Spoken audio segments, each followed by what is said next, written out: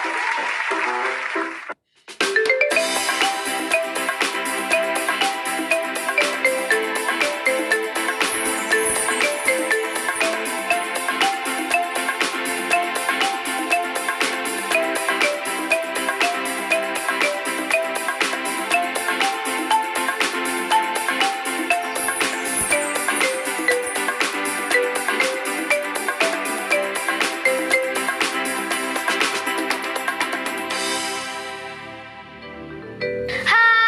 teman-teman kelas 6, apa kabar? Pasti masih semangat untuk belajar bersamaku hari ini kan? Nah, hari ini kita ditemani oleh Ani loh. Halo teman-teman, aku Ani. Nah, dan jangan lupa juga siapkan buku catatan kamu. Karena hari ini kita akan belajar banyak hal menarik. Seperti memahami listrik tertutup dan terbuka, fungsi dan cara kerja saklar, dan memahami kalimat perbandingan. Kita juga akan belajar tentang konsep perkalian bilangan pecahan dan cacah. Pastinya seru deh. Ayo kita semangat!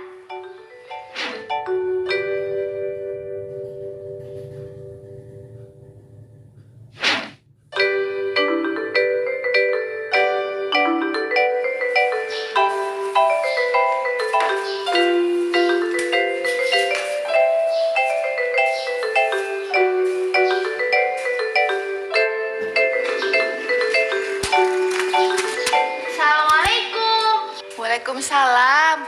Ani, nyari Arga ya? Iya, Bu. Sini sayang masuk.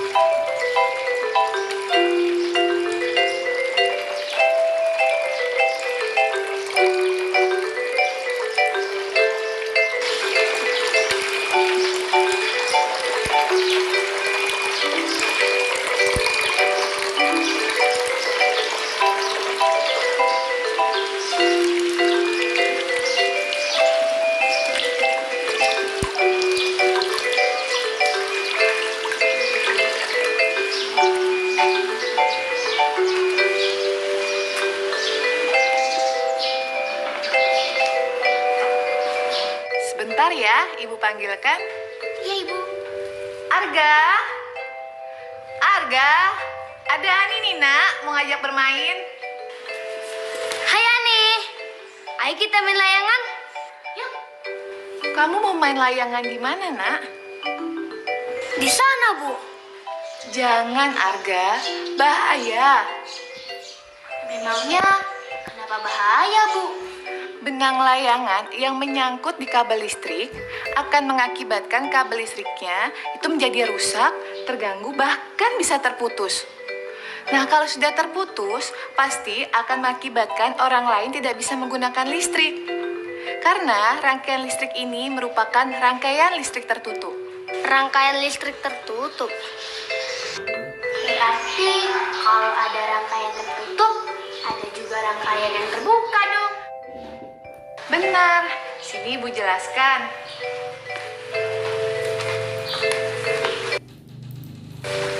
Merupakan sebuah rangkaian, maka aliran listrik dibedakan menjadi dua, yaitu rangkaian listrik terbuka dan rangkaian listrik tertutup. Kalau yang terbuka itu seperti apa, Bu?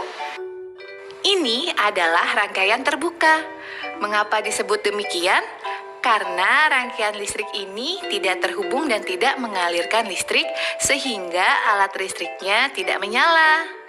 Misalnya, Ibu pasang lampu di situ. Lampunya akan mati karena tidak ada aliran listrik.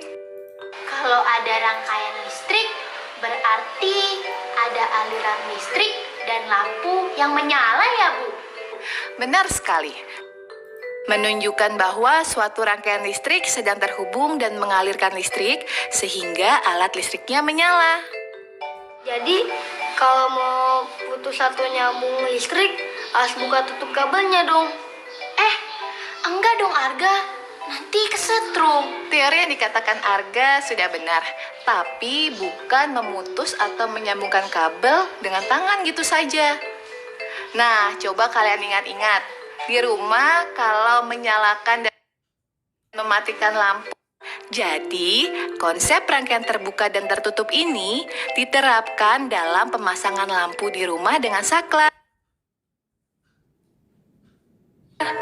Ketika kondisi saklar terbuka, maka lampunya tidak menyala.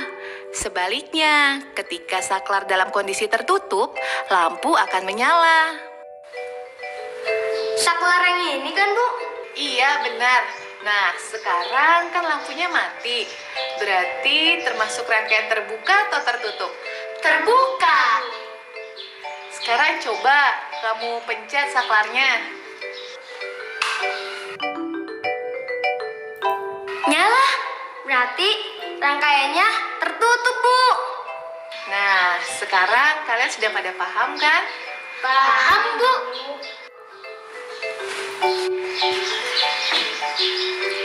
Alat listrik yang menggunakan saklar itu lebih baik dibandingkan dengan yang tanpa saklar.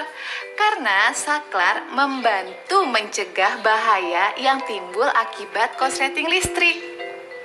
Sekarang coba Aga sama Ani sebutkan apa saja alat yang menggunakan saklar. Oh iya, Ambu kalau lagi masak nasi ada saklarnya. Rice cooker, benar sekali. Nah, sekarang coba Aga. Ayo, apa? Lampu belajar, Bu, yang ada di kamar meja Arga. Teman-teman di rumah, kira-kira apa lagi ya alat yang menggunakan saklar? Benar, senter. Lampu senter bisa saja mati dan menyala ketika kita mainkan saklarnya. Untuk membuktikan konsep tentang rangkaian terbuka dan tertutup, kita bisa membongkar sebuah senter untuk mengecek setiap komponennya. Ani, kita pura-pura main layangan aja. Yuk. Yuk pegang ya. 1, 2, 3. Aduh. Hei, nah masih pada penasaran ya main layangan?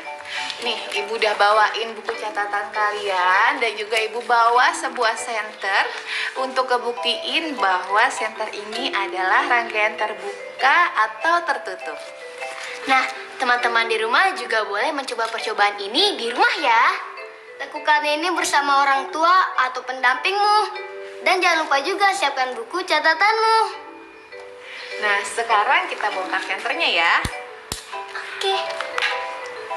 Nah, kira-kira kalian ada yang tahu nggak ya guna dan fungsi dari masing-masing alat yang ada senter ini? Kalau yang ini baterai, Bu. Fungsinya sumber listrik. Nah, kalau ini lampu untuk mengumpulkan cahaya. Kira-kira ada yang tahu nggak kalau ini apa? Besi. Emas. Ini adalah logam tembaga yang fungsinya untuk menghantarkan arus listrik dari baterai ke bola lampu. Nah, sekarang kalian perhatikan ya. Ibu coba pasang senternya. Nah, ini baterainya Ibu pasang sejajar. Nah, sekarang Ibu pasang lampunya di sini ya. Itu saklarnya, Bu. Iya, di belakang saklar ini ada yang namanya lempengan tembaga yang fungsinya untuk menghantarkan arus listrik dari baterai ke bola lampu. Nah, sekarang kita coba nyalakan ya. Wah, nyala. Berarti senter ini adalah rangkaian listrik Tertutup. Nah, sekarang kalian tahu kan?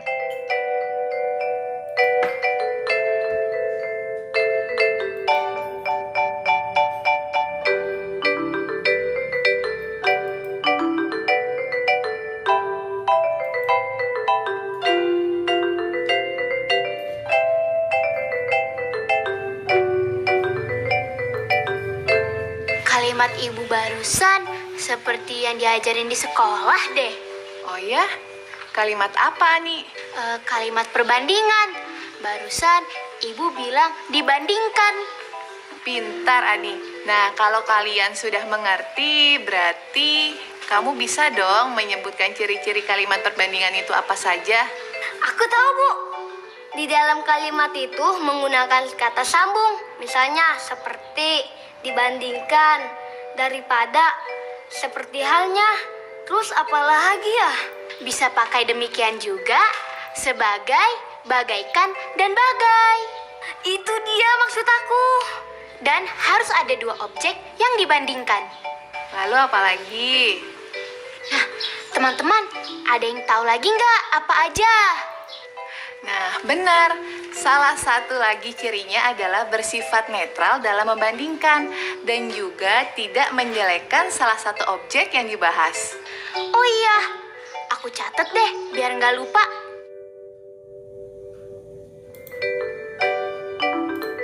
Kalau gitu, coba Arga dan juga Ani buat contoh kalimat perbandingan ya dengan kata sambung yang disebutkan tadi. Coba Ani buat kalimat pakai kata yang ini. Pakai kata sambung seperti halnya ya, Bu. Boleh. Seperti halnya pemanfaatan energi lain, arus listrik dalam benda-benda ini dapat bergerak jika ada sumbernya. Betul sekali, Ani. Nah, kalau Arga mau buat kalimat kata sambung dengan contoh seperti apa? Ini, Bu, dibandingkan. Coba kalimatnya seperti apa? Alat listrik yang dilengkapi oleh saklar lebih aman dibandingkan tanpa saklar. Nah, benar. Pintar sekali Ani dan Arga. Kalau kalian sudah paham betul, coba kalian buat kalimat dengan kata sambung yang lainnya ya. Nah, teman-teman di rumah, ayo buat contoh kalimat perbandingan di buku catatanmu ya. Gunakan kata-kata seperti, daripada, dibandingkan, bagai, dan demikian juga di masing-masing kalimat yang kamu buat. Selamat mengerjakan!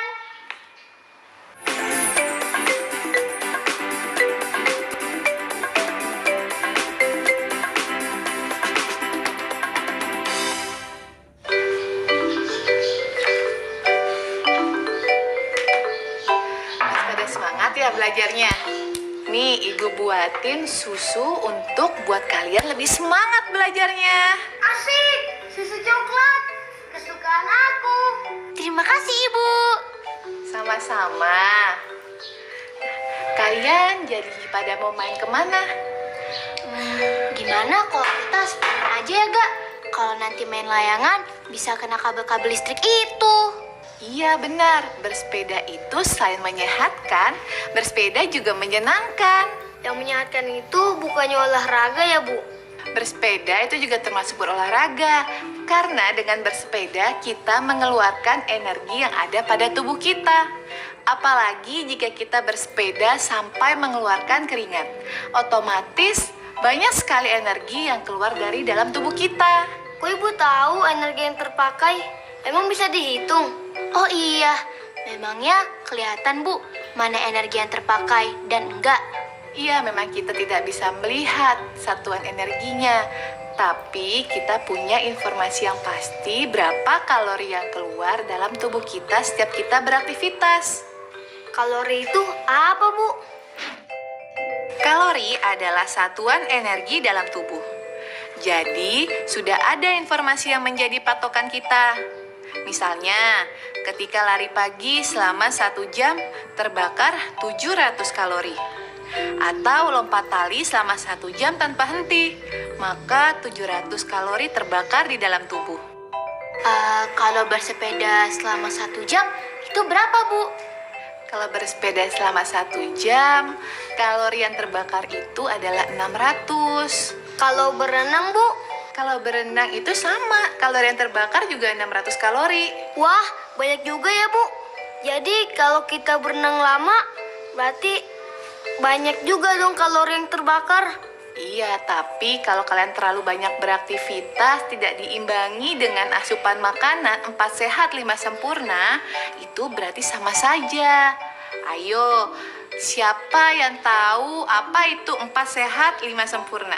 4 sehat itu ada karbohidrat dari makanan pokok, ada protein dari lauk pauk, terus ada vitamin dari sayur-sayuran dan buah-buahan. Nah, untuk 5 sempurnanya? Susu. Nah, kalau kurang 1, itu tandanya belum menjadi 4 sehat 5 sempurna. Ayo, di antara kalian, siapa yang gak suka makan sayur? Ani sih suka makan sayur, tapi sedikit. Arga juga doyan, Bu, sayur. Ah, kamu aja makannya susah. Jangan suka susah makan ya. Oke, Bu. Nah, gimana kalau Arga cuman punya waktu 30 menit untuk berolahraga? Berapa kalori yang Arga keluarkan? 1 jam 700 kalori. Kalau setengah jam berapa? Aku aja belum tahu, kok tanya aku? Sini, Ibu ajarin. Kita bisa menggunakan konsep perkalian bilangan pecahan dan cacah untuk dapat menentukan banyak energi yang keluar saat melakukan lari pagi. Kita dapat mengamati bahwa dalam 1 jam, tubuh kita mengeluarkan energi sebanyak 700 kalori. Dengan demikian, setengah jam lari, tubuh kita mengeluarkan energi sebanyak 350 kalori. Angka ini dapat diambil dari 700 dikalikan 1/2. Hasilnya yaitu 350 kalori. Oh, gitu, Bu. Nah, dengan mengetahui berapa jumlah energi yang keluar dari tubuh kita, itu tandanya kita harus memperhatikan jumlah asupan makanan yang masuk ke dalam tubuh kita agar tubuh kita tetap sehat dan bugar. Berarti kalau kita makan banyak, kalori yang dalam tubuh kita tambah banyak dong, Bu. Iya, kebayangkan kalau kita lari pada saat lapar? Ani pernah, Bu. Pas lagi pelajaran olahraga di sekolah. Belum sarapan, lemes banget. Nah, pastinya kita nggak punya energi kan untuk berlari. Itu artinya kita membutuhkan energi dari makanan. Berarti makanan itu sangat penting kan bagi tubuh kita? Iya, Bu. Nah, Ibu coba kasih contoh soal ya. Nah, teman-teman, ayo ikut jawab pertanyaan dari Ibu ya. Jawab di buku tulismu. Soal pertama. Misalnya, Ibu membuatkan sarapan dengan menu makan pagi yang memiliki kandungan 240 kalori. Lalu, Arga berolahraga pagi selama 1 jam dengan mengeluarkan energi sebanyak 180 kalori. Berarti, energi yang Arga miliki sekarang bertambah atau berkurang?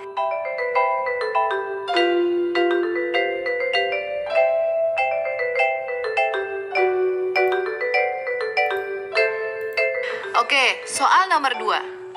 Ibu punya data seperti ini. Ani makan dengan menu yang mengandung 200 kalori. Kegiatan manakah yang cukup dilakukan dalam waktu setengah jam? Dan kalian tulis alasannya ya. Berarti harus hitung kalori masing-masing kegiatan jika dilakukan selama setengah jam. Nah, teman-teman di rumah, cari dulu jawabannya satu persatu. Jika udah ketemu, sertakan alasan kamu. Sudah, Bu? Masih semangat belajarnya? Masih, Bu. Soal selanjutnya ya. Ibu punya informasi berikut. Sambil kalian catat ya. Seporsi nasi goreng mengandung 250 kalori. Lalu secangkir teh manis mengandung 55 kalori. Semuanya ibu makan di pagi hari. Setelah itu, ibu lari pagi selama 1/4 jam. Karena lelah, ibu minum segelas jus mangga yang mengandung 150 kalori. Nah, pertanyaannya, berapa jumlah energi yang Ibu miliki sekarang? Teman-teman, perlu diingat ya, ketika kita makan dan minum, maka kalori akan bertambah. Sedangkan ketika kita beraktivitas, pastinya kalori akan berkurang. Jadi, kamu lengkapi operasi hitung berikutnya beserta angka jumlah kalorinya. Dan jangan lupa, tunjukkan hasil jawaban kalian ke orang tua atau pendamping belajar kalian. Selamat mengerjakan, teman-teman. Yeay, kita sudah selesai. Aku ada yang salah tadi satu. Kamu pinter banget bener semua. Gak apa-apa, Arga. Setidaknya kamu sekarang sudah mengerti cara menghitungnya. Jadi besok-besok kamu sudah bisa mengerjakannya. Nah, sekarang kamu sudah paham kan? Ya Bu, Arga sudah paham. Kalian jadi main sepedanya? Jadi Bu, Arga mau sepedaan 1 jam agar membakar 700 kalori. Boleh, tapi kalian harus ingat pesan ibu ya. Yang pertama, kalian harus bermain sekitar sini aja. Dan yang kedua, jangan ngebut-ngebut ya. Siap, Bu. Ya udah kalau kayak gitu, ibu masuk ke dalam ya. Kalian hati-hati ya. Ya, Bu. Ayo.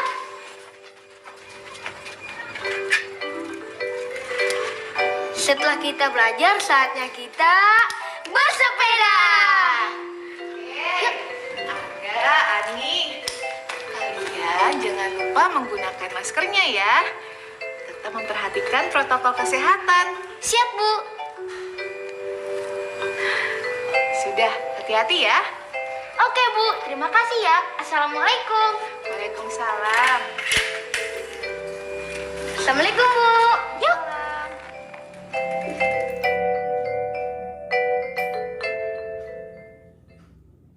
Tetap belajar dari rumah ya, teman-teman. Jaga jarak, rajin cuci tangan, dan pakai masker agar kita ikut mencegah penyebaran COVID-19.